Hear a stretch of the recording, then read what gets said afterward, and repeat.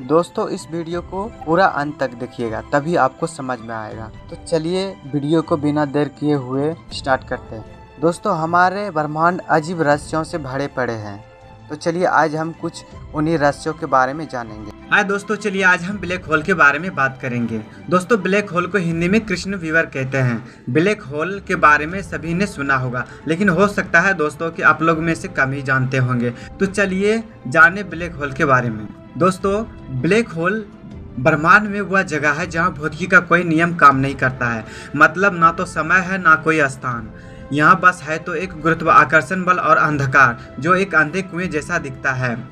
दोस्तों इसका गुरुत्वाकर्षण बल इतनी शक्तिशाली होती है जिसकी आप कल्पना नहीं कर सकते हैं। इसके खिंचाव से दोस्तों कोई ग्रह भी नहीं बच सकते, यहाँ तक कि यह सूर्य की रोशनी को अवशोषित कर इसे बाहर नहीं आने देता। मतलब जो चीज़ के अंदर गया कभी बाहर नहीं निकल सकता है। और दोस्तों इसे अगर ब्रह्मांड का राक्षस भी कहा जाए तो गलत नहीं होगा। अब दोस्तों सवाल उठता है कि ब्लैक होल इतना विशालकाय और इतना खतरनाक है तो ये बनते कैसे हैं। जब कोई विशालकाय तारा आसमान में अपने अंत के समय आता है तो यह जोरदार धमाके के साथ विस्फोट होता है, जिसे हम सुपरनोवा तारा कहते हैं, और ये ब्लैक होल का रूप ले लेते हैं। चलिए इसको हम विस्तार से जानेंगे। दोस्तों ब्लैक होल को जानने से पहले हमें तारों की मृत्यु को समझना होगा। दोस्तों तारों की मृत्यु तारों के द्रव्यमान के मास पर निर्भर करते हैं। एक तारे के पास जितना ज़्यादा मास होता है उसके पास उतना ही मटेरियल होता है, लेकिन ज़्यादा मास वाले तारे ग्रेविटेशनल फोर्स के कारण उसके कोर का तापमान ज़्यादा हो जाते हैं, इसलिए उस तारे का मटेरियल जल्दी जल व्रण हो जाते हैं और वो जल्दी ही मर जाते हैं।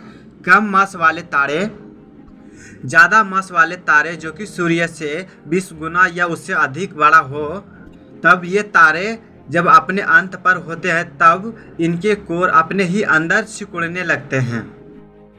दोस्तों इसमें जोरदार विस्फोट होता है जो कि बेहद धमाकेदार होता है और सूर्य की रोशनी से लाख गुना ज़्यादा इसमें रोशनी पैदा होते हैं, जिसे हम सुपरनोवा तारा कहते हैं।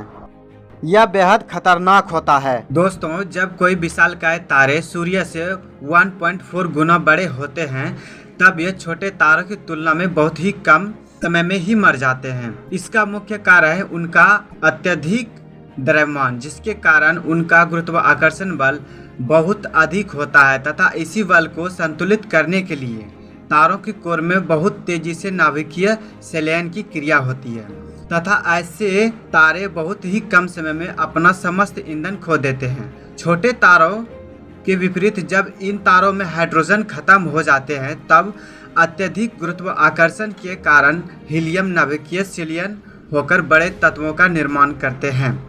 यह प्रक्रिया चलती रहती है जब तक कि कोर में अंतिम तत्व के रूप में आयरन का निर्माण ना हो जाए। लोहे के बाद इनमें आगे और संलयन नहीं हो पाता है। इस स्थिति में तारा अपने गुरुत्वाकर्षण के कारण सिकुड़ना शुरू हो जाते हैं तथा इससे कोर में मौजूद आयरन अत्यधिक गर्म हो जाते हैं। गुरुत्वाकर्षण बल इतना प्रबल होता है कि तारे की कोर में मौजूद आयरन इलेक्ट्रॉन तथा प्रोटॉन मिलकर न्यूट्रॉन का निर्माण करते हैं। 1 सेकेंड से भी कम समय में लोहे की कोर जो हमारे पृथ्वी के आकार का है वो लगभग 6 मील 10 किलोमीटर की त्रिज्या का एक न्यूट्रॉन कोर बना लेते हैं।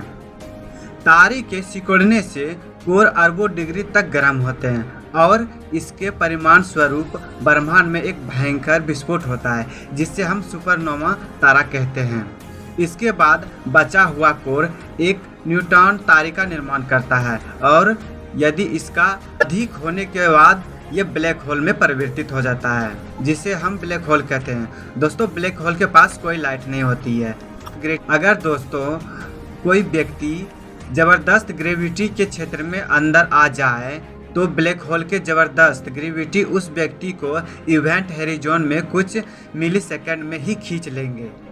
इवेंट हॉरिजॉन में आते ही व्यक्ति की शरीर खींचकर छोटे छोटे टुकड़ों में बढ़ जाएंगे और ब्लैक होल में समा जाएंगे। दोस्तों अगर हमारे वीडियो अच्छे लगे हो, आपको पसंद आए, चैनल को सब्सक्राइब और लाइक करना ना भूलें।